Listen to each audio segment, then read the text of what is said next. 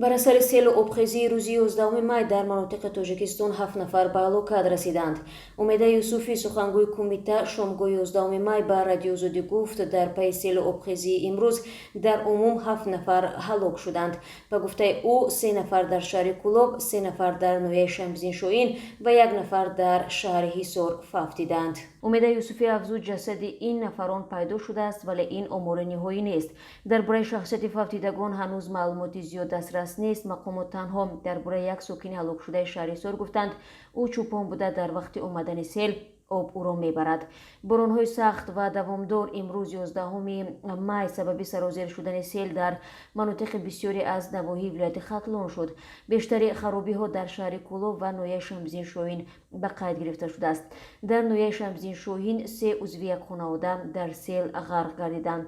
ظفر گلزاده رئیس نویه شمزین شوین روز 11 مای در صحبت با رادیو آزادی گفت که از 3 نفری در سیلاب افتاده جسد یک تن پیدا شده است. این 3 نفر اعضای یک خانواده هستند که هنگام با ماشین گذشتن سیل آنها را برده است. جسد کودک این خانواده پیدا شده است و از 2 نفر دیگر هنوز نشانه نیست گفت او.